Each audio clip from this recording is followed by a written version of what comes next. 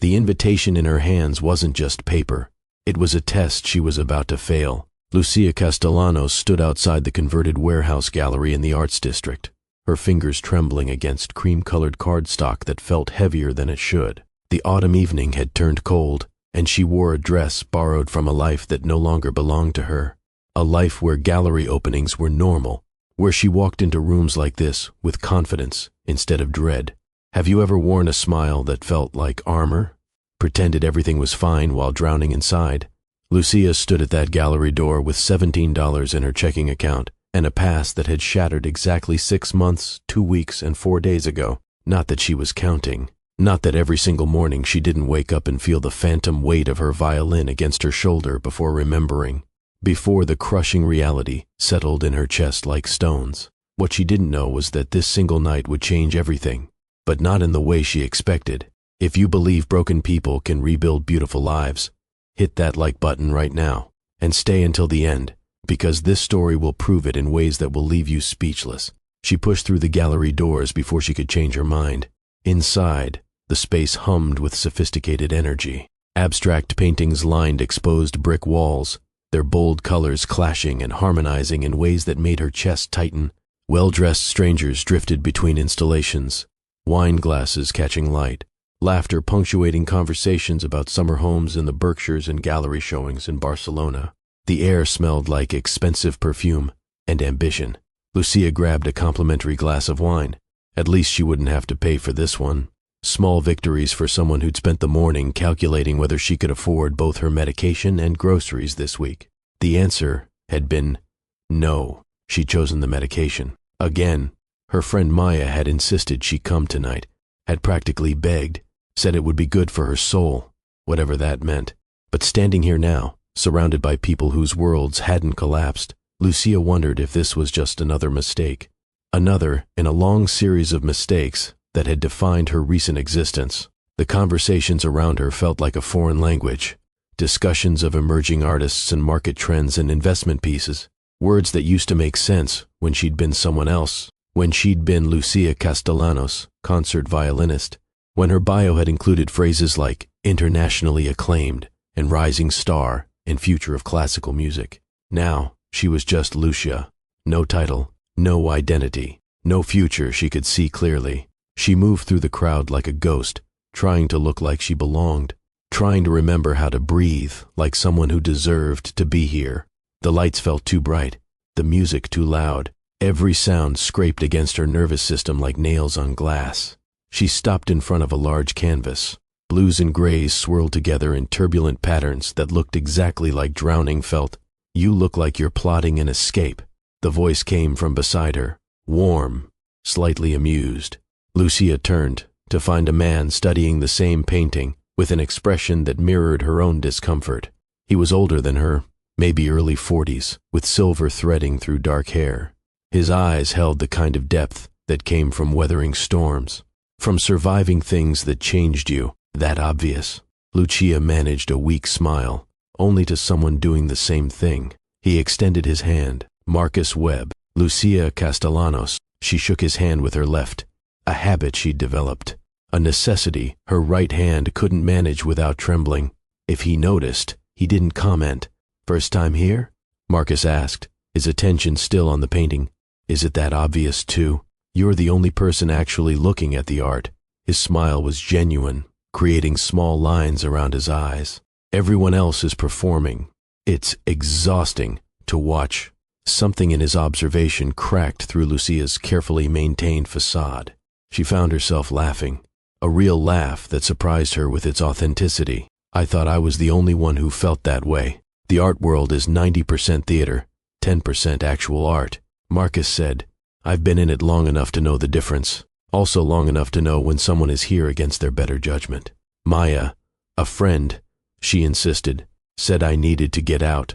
Lucia hesitated, then added quietly, I'm not sure she was right. Marcus turned to face her fully then. Something shifted in his expression. Recognition, perhaps, the kind that came from understanding pain without needing it. Explained, the people who love us often push us toward things we're not ready for. They mean well. They just don't understand that healing isn't linear. The observation was too precise, too knowing. Lucia felt her throat tighten. You sound like you speak from experience. I do. Marcus gestured toward a quieter corner of the gallery. Want to escape the performance? There's a small courtyard out back. Quieter. Better for actual conversation. She should have said no. Should have made polite excuses and left. Should have protected the isolation she'd built so carefully over these 6 months. But something in Marcus's steady presence felt like solid ground in an earthquake, and Lucia was so desperately tired of feeling unstable. Okay, she heard herself say. The courtyard was a hidden gem. String lights crisscrossed overhead, creating constellations against the darkening sky. A small fountain burbled in the corner. Wrought iron chairs surrounded weathered tables that had seen countless conversations. The noise from the gallery faded to a gentle murmur, like the ocean from a distance. Lucia felt her shoulders drop an inch, maybe 2. She hadn't realized how tense she'd been until the tension started releasing. They sat across from each other. Marcus settled into his chair with the ease of someone comfortable with silence, with waiting, with letting moments unfold at their own pace.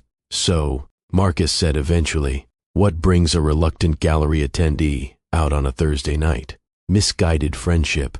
Lucia attempted lightness. You? Obligation. The artist is my sister.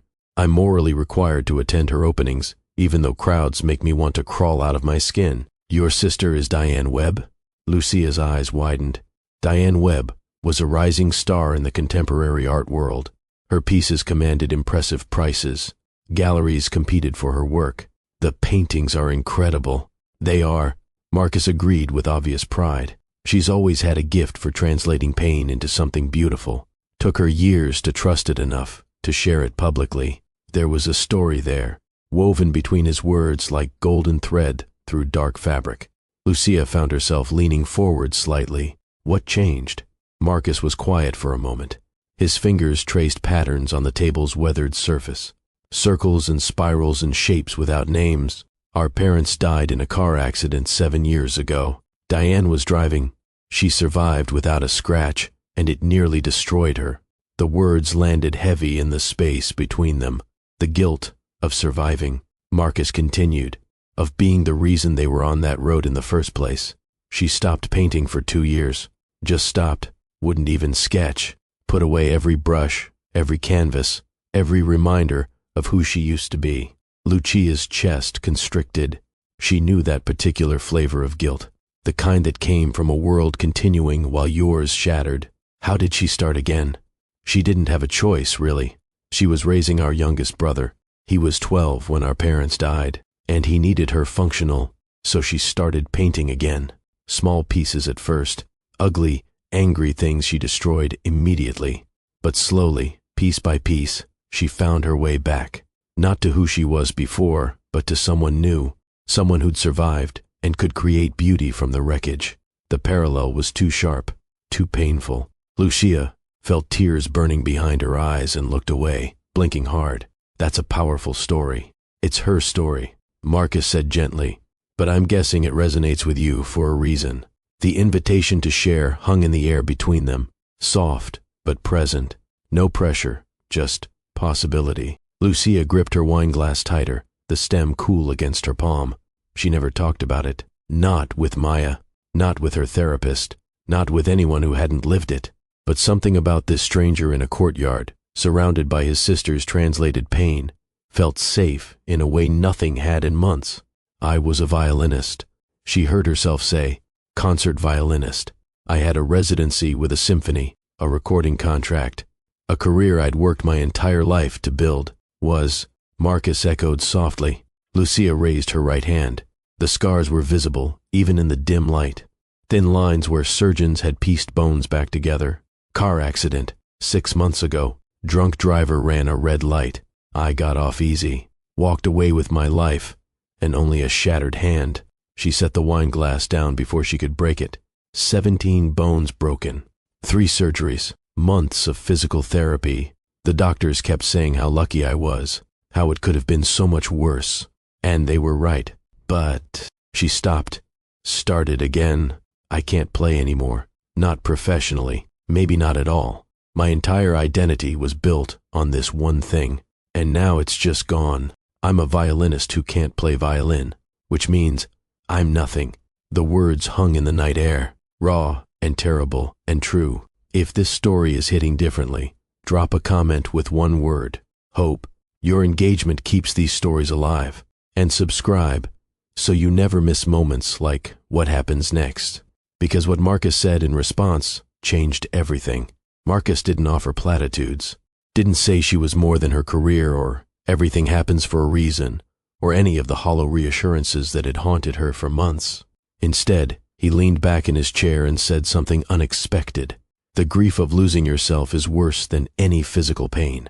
I know, I've been there. Lucia looked up sharply. What happened? I was an architect. Marcus said, still am technically, though I haven't worked in the field for 5 years.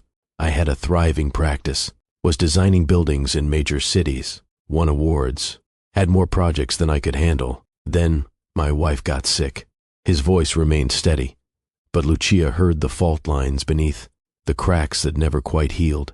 Stage 4, pancreatic cancer, 8 months from diagnosis to death. I'm so sorry, Lucia whispered. Marcus nodded acknowledgement, but continued. I had a 7-year-old daughter who was watching her mother disappear and couldn't understand why. A career demanding 80-hour weeks. A medical system that was supposed to save lives but couldn't save hers. Something had to give. You chose your daughter. I chose survival. For both of us. Marcus met her eyes. I walked away from the firm, from the projects, from everything I'd built.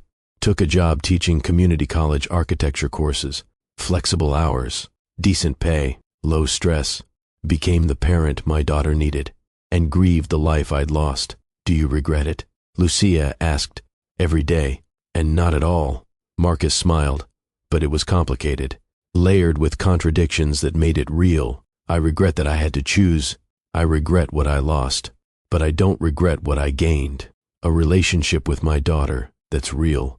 A life with space to breathe. The understanding that who I am isn't defined by what I do. Lucia felt something shift in her chest. Not hope exactly, but perhaps the possibility of it. How did you get there? To that understanding? Slowly, painfully, with a lot of therapy, and even more failure. Marcus leaned forward slightly. And by letting go of the person I used to be, not forgetting her. Anna, my wife, would never forgive me for that. But releasing the expectation that I could ever go back to being who I was before she died, that version of me is gone. This is who I am now. The fountain burbled in the silence between them. Lucia processed his words, turned them over like stones worn smooth by water. I don't know who I am without music. Then maybe the work ahead is discovering that. Marcus said, not replacing what you lost, not pretending it doesn't matter, but building something new with the pieces that remain. They talked for hours after that, not just about loss and grief, but about small things too. Marcus's daughter, Isabella, and her obsession with marine biology. Her elaborate plans to save the oceans involving trained dolphin armies. Lucia's complicated relationship with her mother, who didn't understand why she couldn't just get over it. The tiny joys that persisted, even in darkness. Marcus described Isabella's current campaign to eliminate single-use plastics from their household. How she taped informational pamphlets to every surface. How she gave presentations at dinner about microplastics in fish. How her passion was exhausting and inspiring in equal measure. Lucia shared her secret addiction to terrible reality television. The kind that required zero emotional investment, where other people's drama felt safely distant from her own. Where she could watch manufactured conflict and remember that not all problems were real. The gallery emptied around them. Guests departing with air kisses and promises to lunch. Someone turned off half the interior lights. Still they talked. About books and music and parenthood and failure. About the small moments that made life bearable when the big picture felt impossible. Eventually, Diane found them. A petite woman with paint permanently under her nails and Marcus's same knowing eyes. She studied Lucia with an artist's assessment. Quick but thorough. So you're the reason my brother has been hiding, she said to Lucia, but her smile was warm.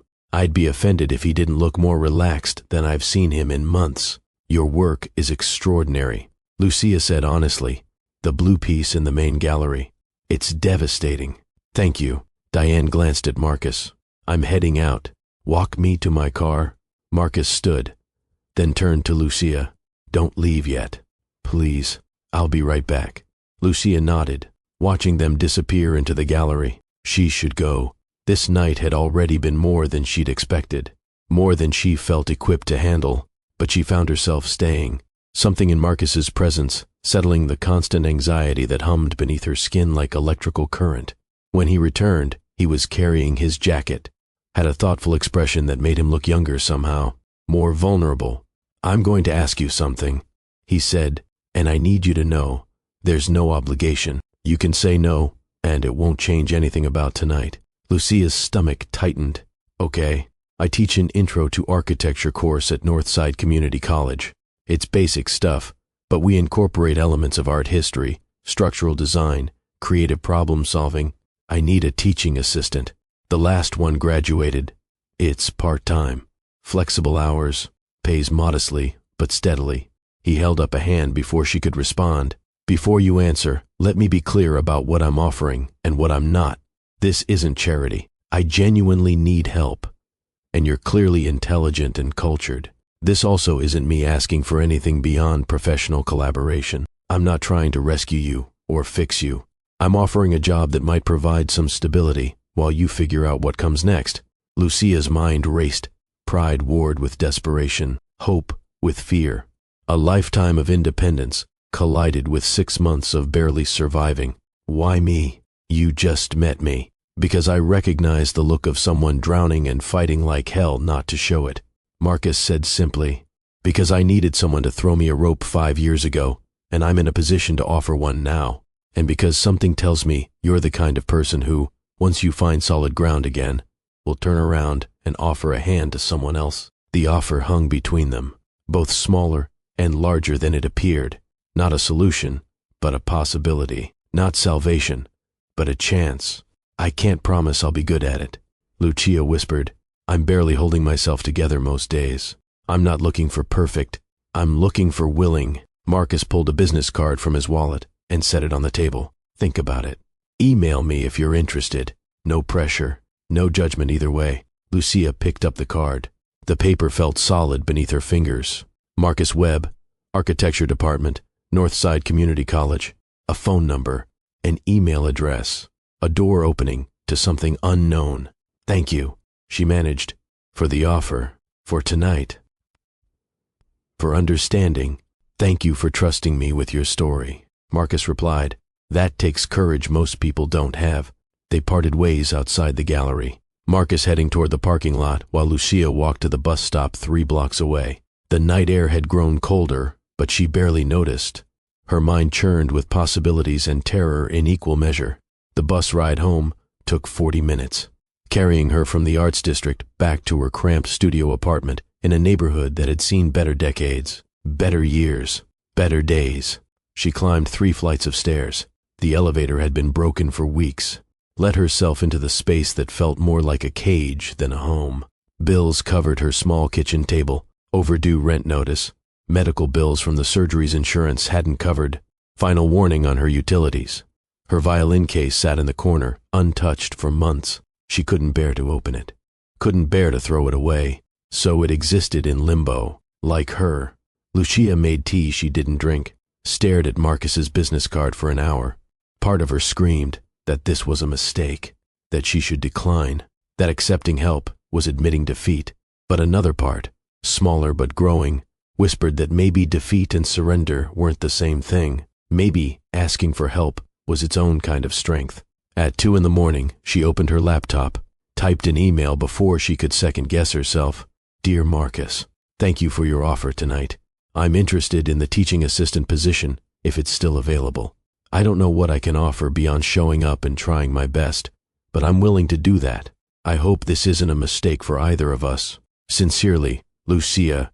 She hit send before she could delete it, then sat in the darkness of her apartment, terrified and hopeful in equal measure, waiting for morning, waiting for a response, waiting to see if life might possibly continue after everything had shattered. Marcus's response came at 7 a.m. Lucia, showing up and trying your best is all anyone can ever offer. Classes start Monday. Meet me at the coffee shop on campus at 9, and we'll go over everything. Bring questions. Bring doubts. Bring yourself. This isn't a mistake, Marcus. The following Monday arrived too quickly, and not quickly enough. Lucia wore clothes that had once fit her professional life, now hanging slightly loose from the weight she'd lost, from the meals she'd skipped, from the stress that had carved her down to essentials. She arrived at the campus coffee shop 20 minutes early, too anxious to risk being late. The community college was nothing like the prestigious conservatory where she'd studied. No soaring architecture or manicured lawns. Just practical buildings serving students who juggled jobs and families alongside education. Students who'd taken the long way around, who'd failed and were trying again, who didn't fit the traditional mold. Students, Lucia realized, who might understand her better than any concert hall audience ever had. Marcus arrived precisely at 9, carrying 2 coffees and a worn leather satchel that had seen years of use. He smiled when he saw her, genuine and warm. "You came.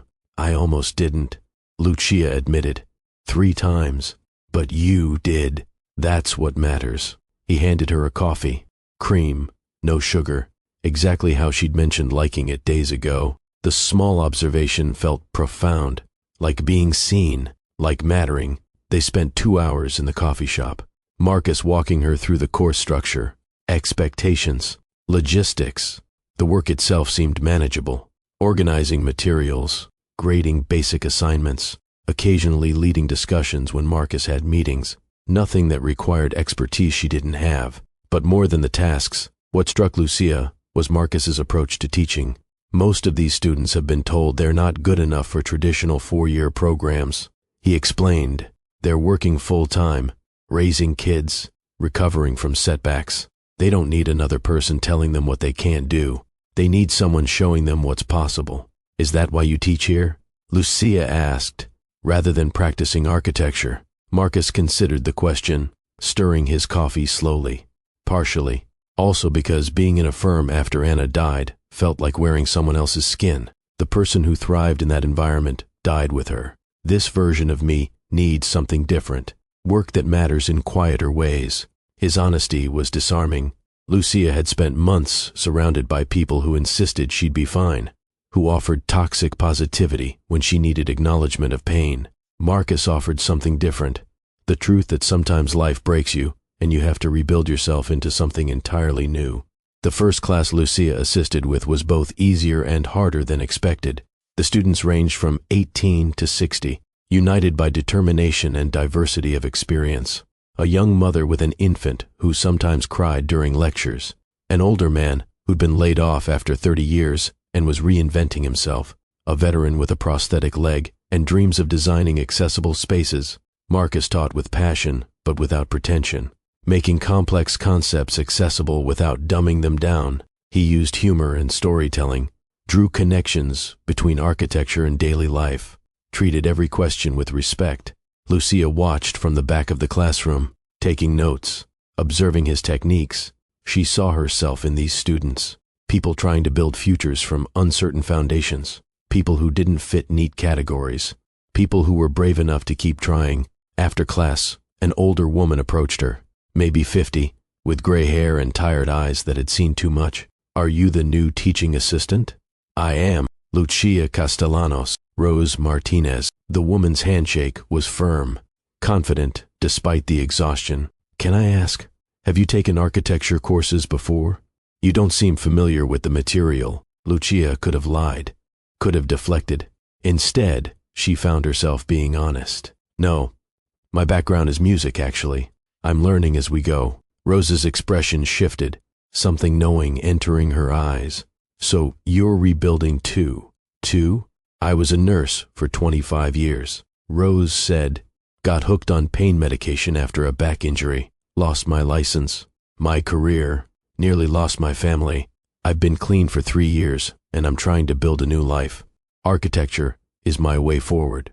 The confession hung between them, raw and brave. Lucia felt her eyes burn. "I don't know if I'm rebuilding or just surviving. Maybe they're the same thing." Rose said gently, "Maybe we survive by building something new, one day at a time." Over the following weeks, Lucia settled into a rhythm. She arrived early to help Marcus set up, stayed late to discuss the day's lessons.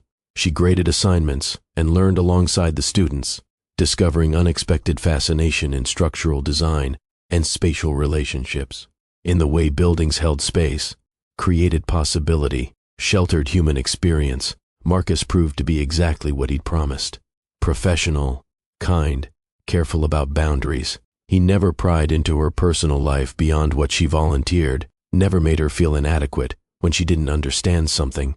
He simply taught her the way he taught his students, with patience and the assumption that she was capable. But more than that, he became something Lucia hadn't expected. A friend. They fell into a pattern of coffee after Tuesday classes, conversations that ranged from architecture to music to parenthood to grief.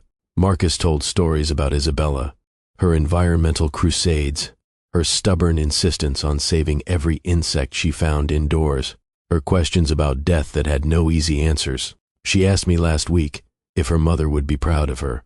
Marcus shared one afternoon, his voice thick with emotion. I told her yes, absolutely. Then she asked if I was proud of myself for giving up architecture, and I didn't know how to answer. What did you say? Lucia asked quietly. The truth, that I'm proud of the choice I made, but grieve what I lost. That both can be true at the same time. That life is complicated, and she doesn't have to understand everything yet. That's a good answer. Is it? Marcus looked genuinely uncertain. Most parenting books would probably disagree, but I can't lie to her. She's too smart, and she's already lost too much. She deserves honesty. Lucia thought about her own mother, who'd responded to news of the accident with suggestions to stay positive and just push through, who didn't understand that some things couldn't be pushed through, only endured. She's lucky to have you. Some days I'm not sure she'd agree. Marcus said wryly. Last week I forgot about her science project until the night before it was due. We spent 3 hours building a model of ocean currents out of recycled materials in sheer panic. The image made Lucia laugh, truly laugh, in a way she hadn't in months. How did it turn out? Terrible. But she got an A for effort and creativity, which she insists is better than a regular A. Marcus's smile was tired but genuine. Being a single parent is the hardest thing I've ever done. It's also the only thing that's kept me functional. Because she needs you. Because she reminds me that life continues even after the worst happens. That joy still exists.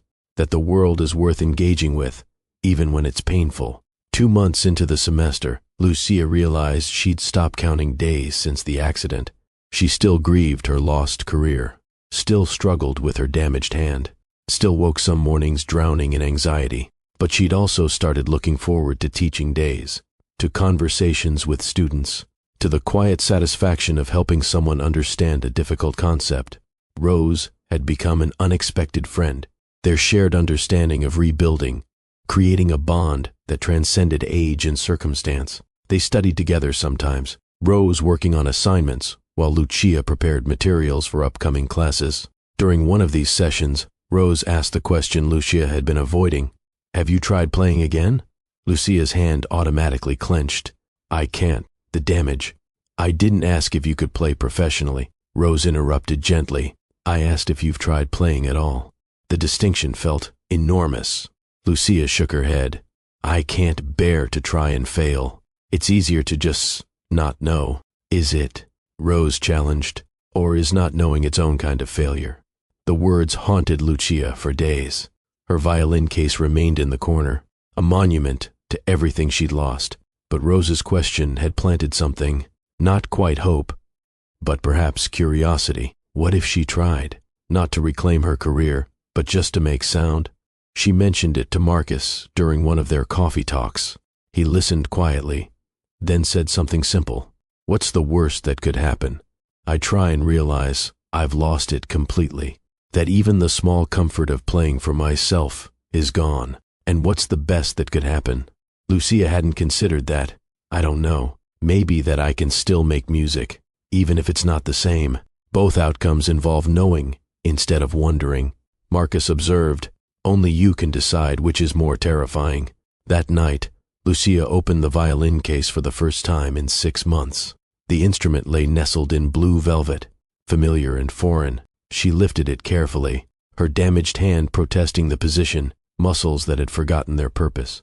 The bow felt strange in her grip, the weight distribution all wrong. She tried a simple scale. The sound that emerged was scratchy, uncertain, nothing like the confident notes she'd once produced. Her hand cramped after 30 seconds. Frustrated tears blurred her vision.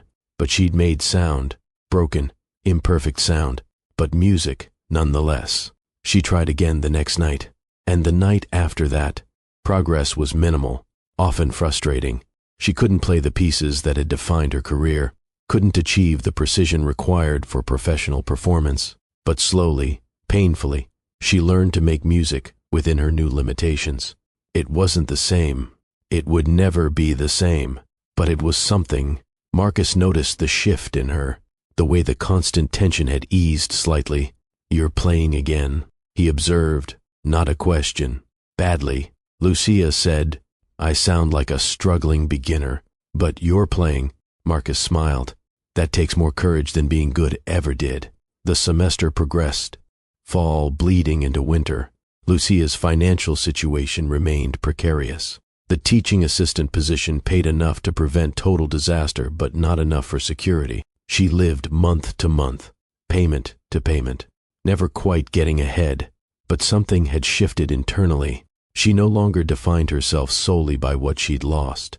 The work with Marcus's students, the conversations with Rose, the slow reconciliation with her instrument, all of it was building something new, not a replacement for her old life, but a different foundation entirely. Then, 2 weeks before winter break, everything shifted again. Marcus arrived at the coffee shop, looking shaken, exhausted in a way Lucia hadn't seen before. Dark circles under his eyes, shoulders tight with tension. Isabella's school called. She's been having panic attacks, severe ones. They want her to see a therapist, maybe consider medication. Lucia's chest tightened. What triggered them?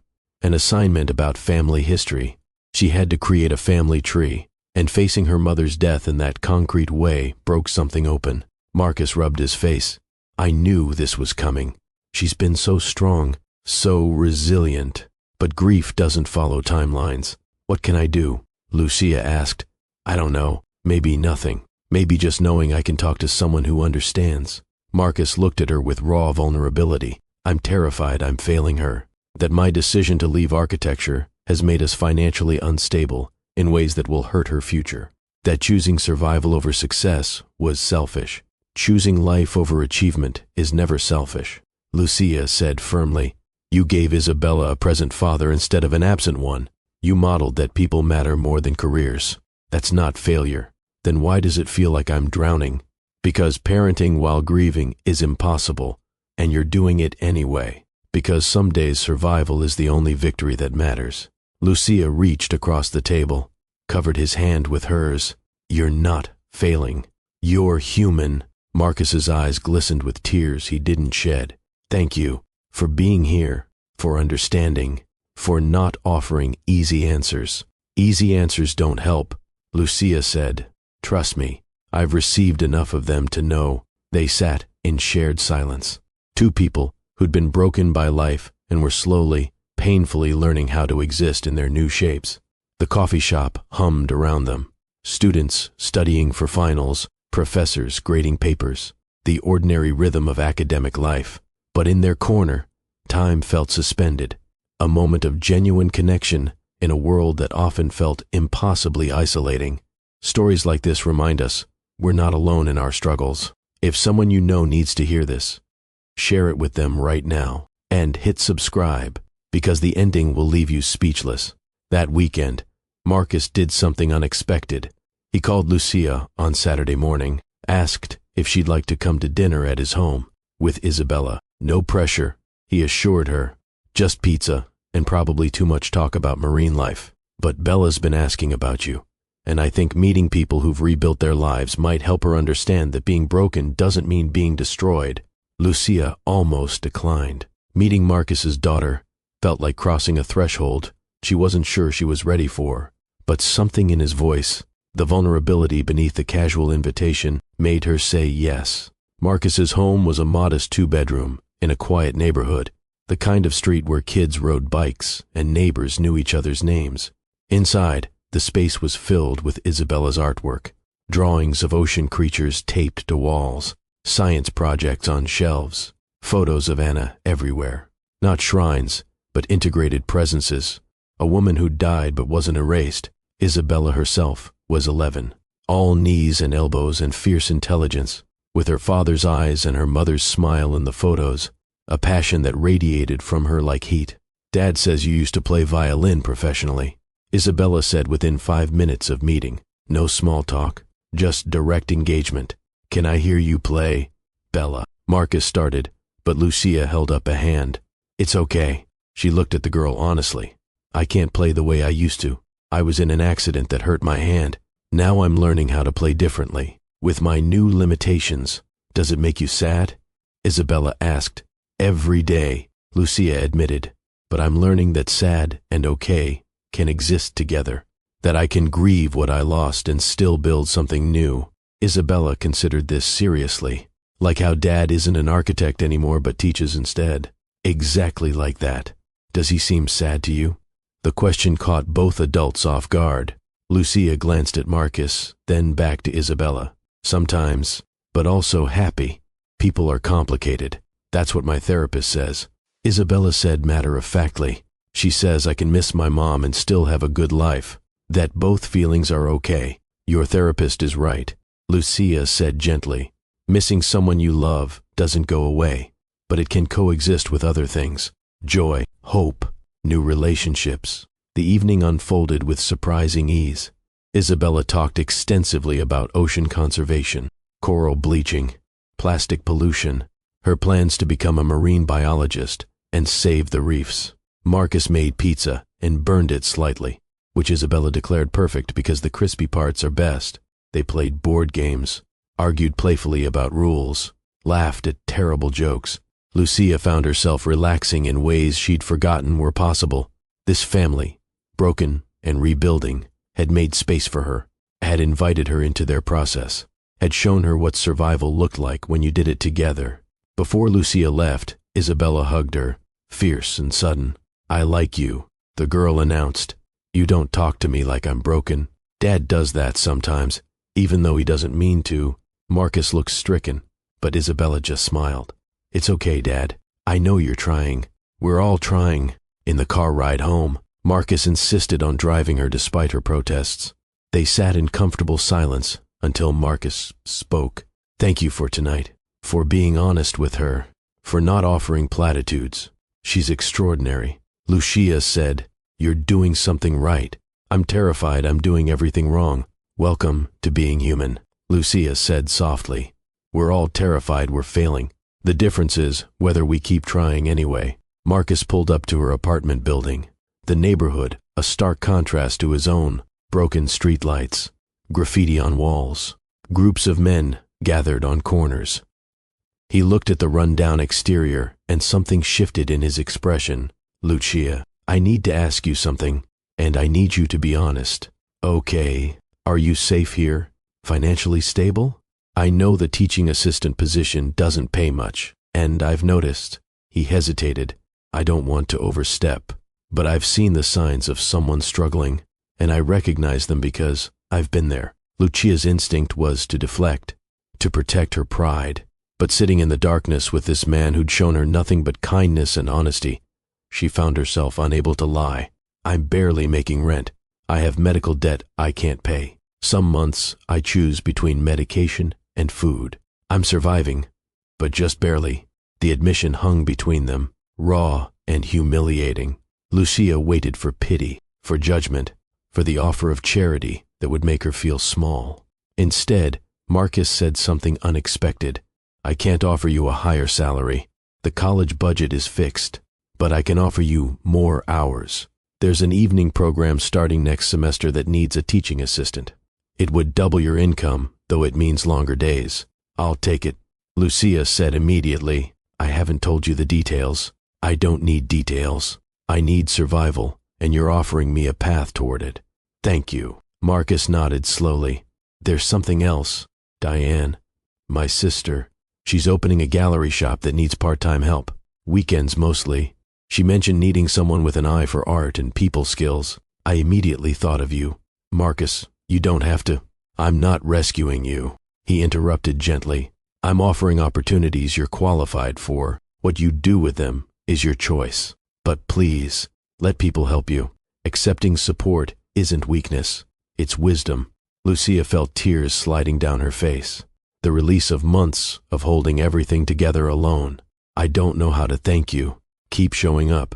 Marcus said, keep trying, keep rebuilding. That's all the thanks anyone needs. The winter break arrived, bringing with it a pause in classes, but not in transformation. Lucia took the evening teaching assistant position, took the weekend gallery work. The increased hours were exhausting. Her days started early and ended late, but the financial stability was life-changing. She paid off her overdue rent, made payments on medical bills, bought groceries without panic. Small victories, but they felt monumental. She spent Christmas Eve alone, but it felt different than previous solitary holidays. Not lonely exactly, but peaceful. She played violin for an hour, still struggling, still imperfect, but improving. She thought about the year, about loss and survival, and unexpected grace. Her phone buzzed with a text from Marcus. Bella insisted I invite you to Christmas dinner tomorrow. No pressure, but there will be too much food and enthusiastic discussion of endangered species. You'd be welcome. Lucia stared at the message for a long time. A year ago, she would have declined, would have protected her solitude, armored against connection.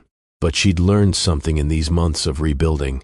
Isolation felt safe, but connection made survival worthwhile. I'd love to come. She texted back, what can I bring? Just yourself. That's more than enough.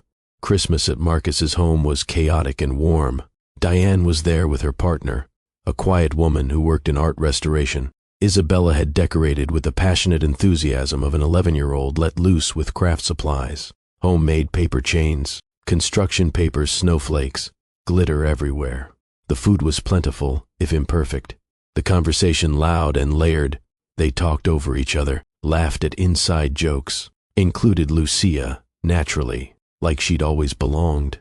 After dinner, while others cleaned up, Lucia found herself alone with Diane in the living room. Marcus talks about you, Diane said, about the work you're doing, about your music. He says you're brave. I don't feel brave, Lucia admitted. Most days, I feel like I'm barely holding on. That's what bravery is. Diane said, not the absence of fear, but continuing despite it. You know what Marcus was like after Anna died? Lucia shook her head. Destroyed. Completely shattered. He went through the motions for Isabella, but he was a ghost. It took him 2 years to even consider that life might be worth engaging with again. Teaching helped. Isabella helped. But there's been something different about him these past months. A lightness I haven't seen since Anna.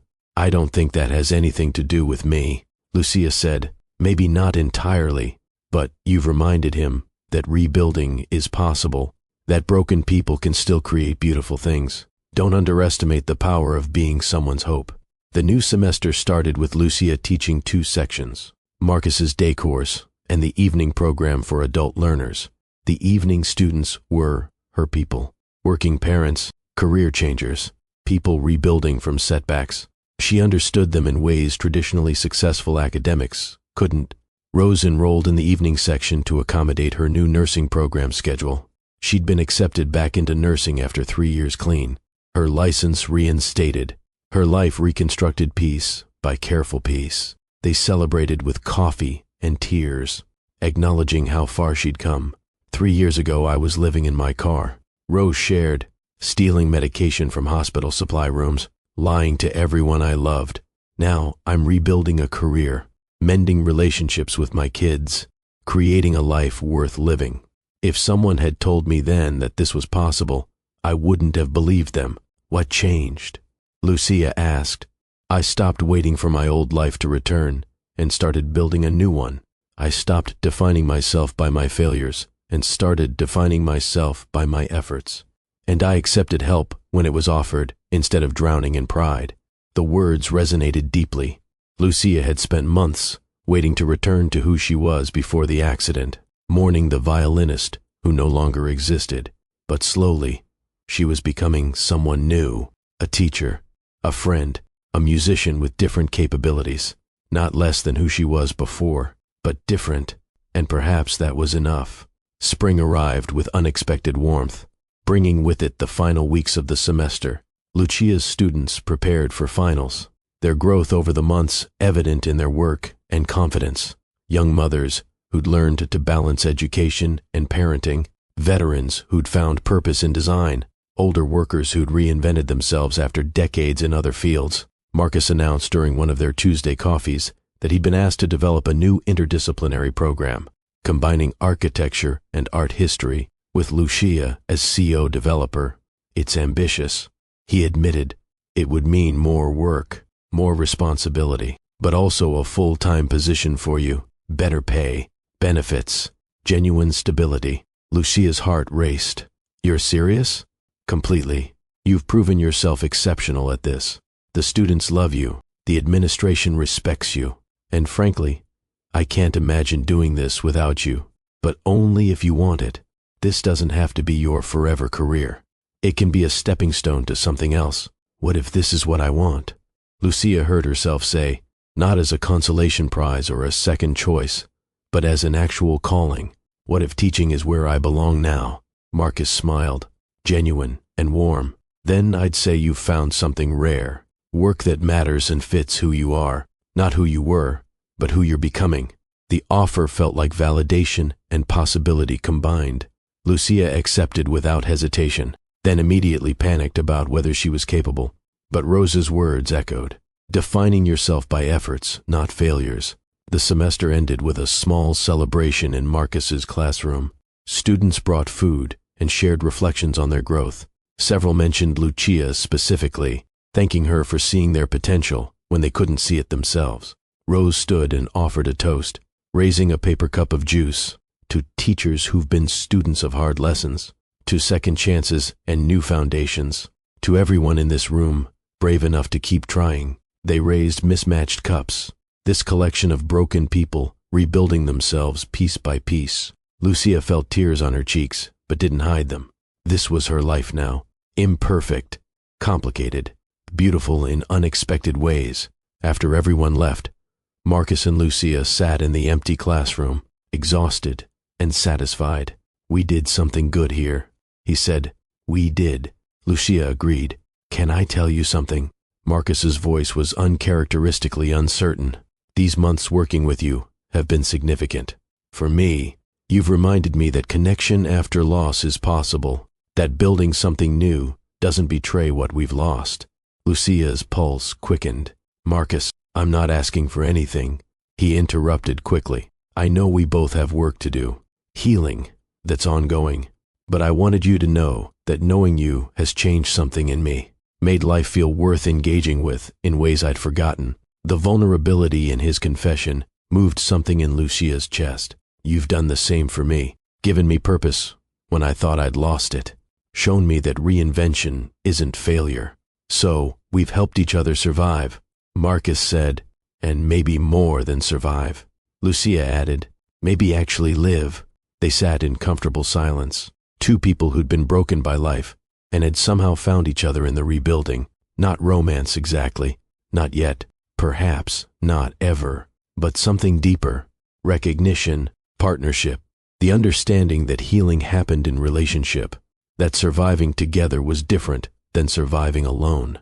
That summer, Lucia moved to a better apartment. Nothing luxurious, but safe, stable, hers without constant anxiety. She set up a small music room where she practiced daily, her playing improving slowly but steadily. She'd never perform professionally again, but she could make music for herself, and that was enough. She had dinner with Marcus and Isabella regularly, their makeshift family expanding to include Diane, Rose, a rotating cast of students and friends. They celebrated small victories and supported each other through setbacks. They built community from broken pieces. One August evening, sitting on Marcus's porch while Isabella chased fireflies in the yard, he said quietly, "Do you ever miss who you were before?" Lucia considered the question honestly. Every day, but I'm learning to appreciate who I'm becoming. She's more resilient than the person I was, more compassionate, more real. That's beautiful, Marcus said, and terrifying. Both can be true. Lucia smiled. That's the thing about rebuilding. Nothing is simple anymore, but complicated can still be good. Isabella ran over, jar of fireflies in hand, their tiny lights blinking against the glass. Lucia, will you play violin for them? I think they'd like it. It was a child's request, innocent and impossible and perfect. Lucia found herself saying, yes. Retrieving her violin from the car, she stood on the porch, lifted the instrument, felt the familiar weight against her shoulder. She played a simple melody, one she'd written herself in the past months, not complex or technically demanding, but sincere. The notes floated into the summer night, not the technical perfection of her former performances, but something else entirely, the sound of survival, of rebuilding, of broken people creating beauty from their pieces. When she finished, Isabella released the fireflies, unscrewing the jar lid and watching them rise into the darkness. That was perfect, she declared, and somehow, impossibly, Lucia believed her. If this story moved you, if it reminded you that broken doesn't mean destroyed, leave a comment sharing your own rebuilding story. Like this video, share it with someone who needs hope, and subscribe to Mr. Andy Love's Story for more narratives that prove life can be beautiful after it breaks. Because your story isn't over, it's just beginning again. Because perfection wasn't about technical mastery or professional success. It was about showing up broken and trying anyway, about accepting help when offered and offering help in return, about building new lives from the wreckage of old ones, about being human enough to break and brave enough to rebuild. As the stars emerged overhead and conversation drifted around her, Lucia felt something she hadn't experienced in over a year. Peace, not the absence of pain or grief or struggle, but the coexistence of hardship and hope, the understanding that life continued even after everything shattered, and that continuation could still hold beauty. She glanced at Marcus, found him already looking at her with understanding in his eyes. Two broken people who'd found each other in the rebuilding, two survivors creating something new from their pieces. Whatever came next, challenges, setbacks, unexpected joy, they would face it the only way anyone ever truly survived. Together, honest about the brokenness, committed to the rebuilding, brave enough to keep trying. And that, Lucia realized, was more than enough. That was everything.